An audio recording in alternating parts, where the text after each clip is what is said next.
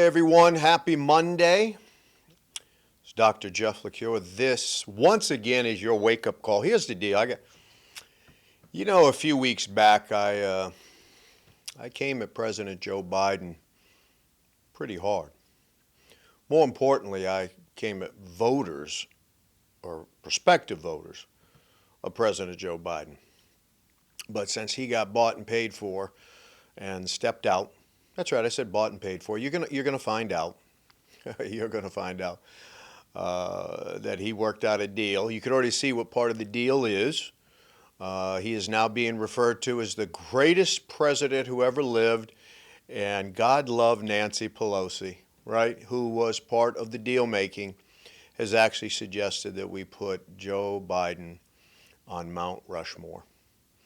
Let that sit and percolate for a moment. We should put Joe Biden on Mount Rushmore. This is not a personal attack at all.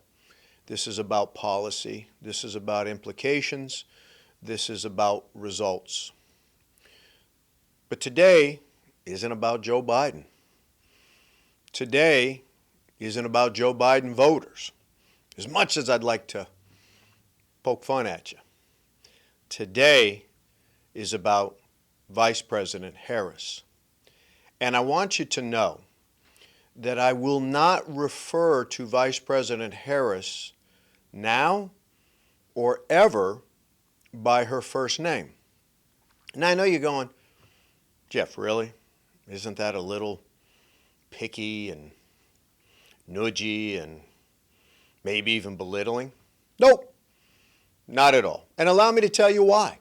I will never refer to her by her first name because she doesn't know what her first name is. Go back into the YouTube history of her interviews of how she refers to herself. And you will hear her refer to her first name 3 different ways. Now, my name, I guess in its full, is Jeffrey. So I guess the 3 ways it could be referred to is Jeffrey, or maybe if it's French, Jeffrey. But it's not. And no one mangles my first name.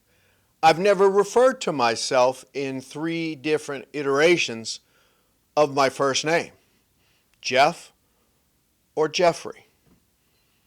No one's ever complicated that name, Jeff or Jeffrey. Even hearing Jeffrey reminds me I'm probably in trouble with my mom. Big shout out to you, Mom. But I'm not referring to our vice president by her first name. From now on, it's just going to be Harris, not Harass, not Harris. I'm waiting for that to come up. It's just Harris. But why is her first name coming up so much in controversy? You know why. It's a distraction. It's a distraction because she has no platform to stand on. She has no political record to stand on. And so the lefty woke liberals, and I'm talking the way out there crew of which she proudly is a member of and probably the founding mother of, want to have a gotcha moment if you mispronounce her first name. That somehow if you mispronounce her first name, you're an ass. You're racist. You're homophobic. You're xenophobic. You're sexist. My last name is LaCure. I've been called LeClure. Jimmy, that one's for you. McClure, Leclerc. There's a million ways I've heard it. Not once, and all the times that my last name has been mangled, LaCure, have I ever felt marginalized. But you know what? I'm not running for office yet. That's right, yet. I'm not running for office yet. And my last name will get mangled when I do run for office. But I'm not going to take it personal, and I'm not going to allow it to be a distraction from the real issues. And see, Harris is loaded with real issues. So let me cut to the chase. I'm going to start it and end it with this. If you vote for Harris, you got issues. I mean, you really, really have substantial issues.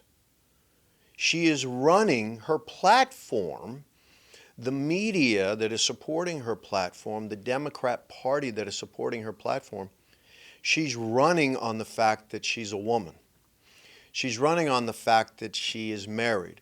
She's running on the fact that her husband happens to be Jewish. She's running on the fact that her husband happens to be white. Although I don't know if I've officially heard that, but we love to judge on skin color because you don't see me as black because of my skin color, but different podcasts for a different day. And now there's the debate. Oh, the old distraction debate. Let's talk about Harris's ethnic background so we don't have to focus on Harris's political ideology. Open borders. Multiple benefits for illegals. Getting rid of private health care. Changing the structure of the Supreme Court. And as she said so proudly, reimagining our police departments. Reimagining our police departments. Think about that for a moment. But that's not what's getting talked about. We're talking about her first name, which I'm not going to say. You look it up. And we're talking about her skin color, and we're talking about her ethnic background. And the only reason that's coming up, ladies and gentlemen, is to distract you from the issues. This is a huge, huge election coming up. Now, I'll be the first to say, do I think the Republican nominee is this like individually is this wildly amazing person? I mean, I don't know him, so I can't say for sure. But he strikes me like any president, because I can't think of a president ever in our history that didn't have a checkered past. As a matter of fact, if you can list a president any time in our history that didn't have a checkered past, come on my show and debate me, because I'm listening right now. Name one. Name one. Oh, I hear some of you out there at television land and podcast land. Some of you said John F. Kennedy. Seriously?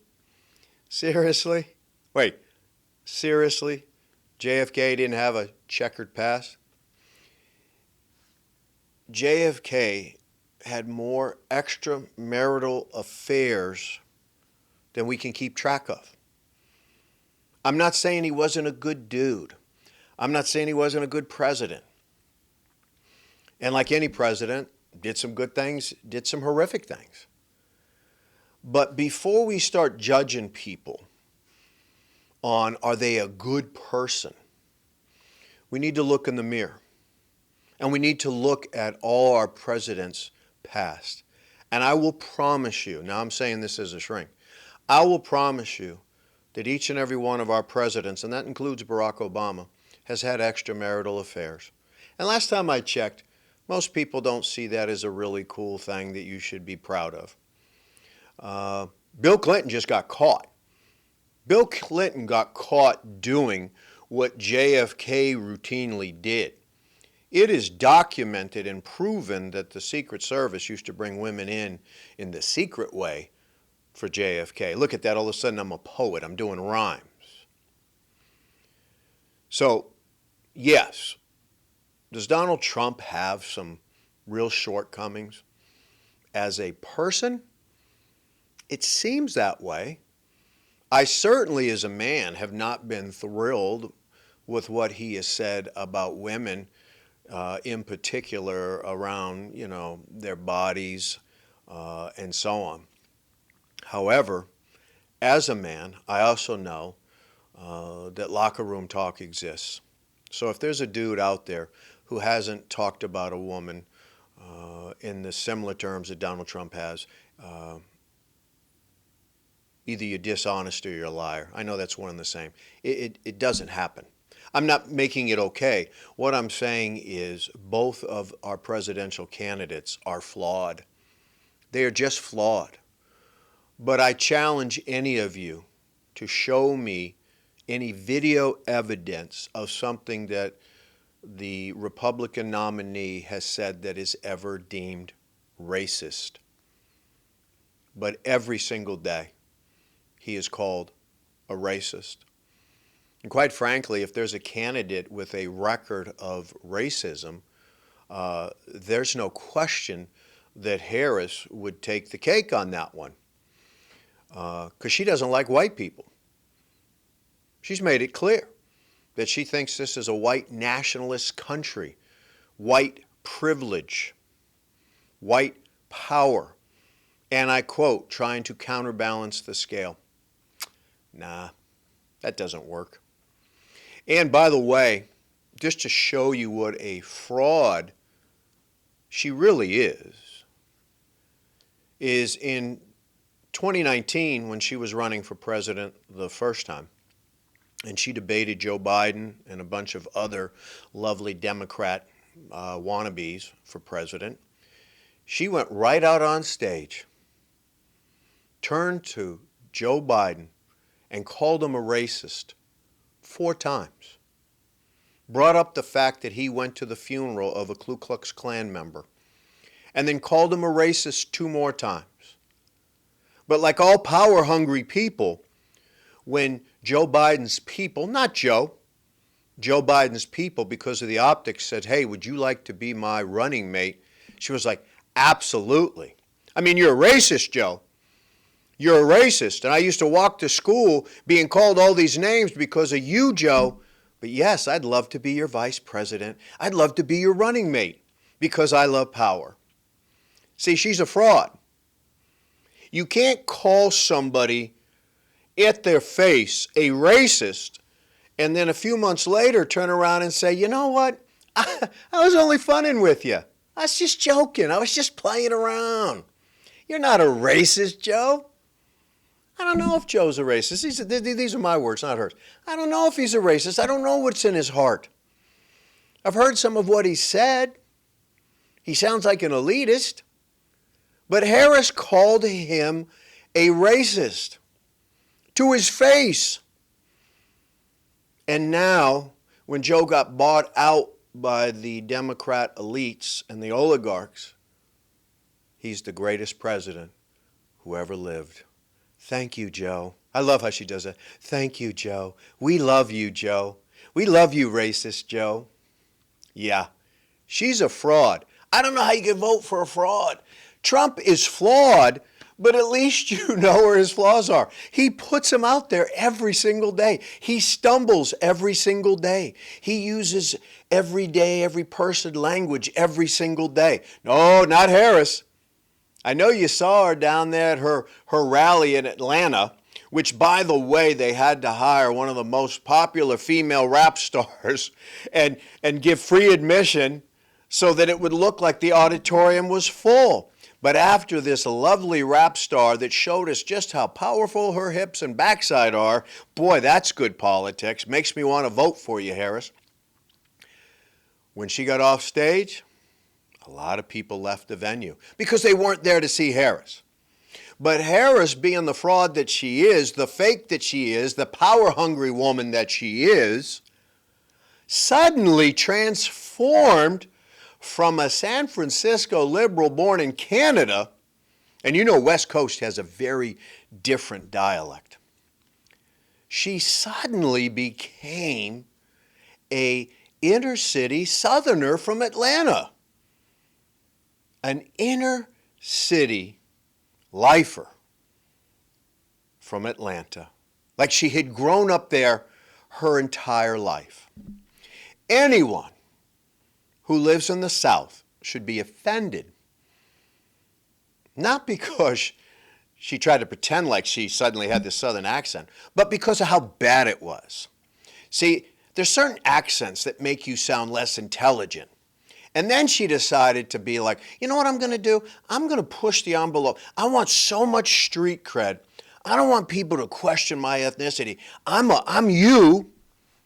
she suddenly took on an inner city dialect. Now, I'm not going to mock the inner city dialect. We know what it is. In the same way we know what the dialect is in Charlestown and Somerville and many areas of Boston, right? East Coast, we know what the New York dialect is like. We know what the Chicago dialect is like. We know what the Philly dialect is like. She decided to say, you know what? I'm one of you.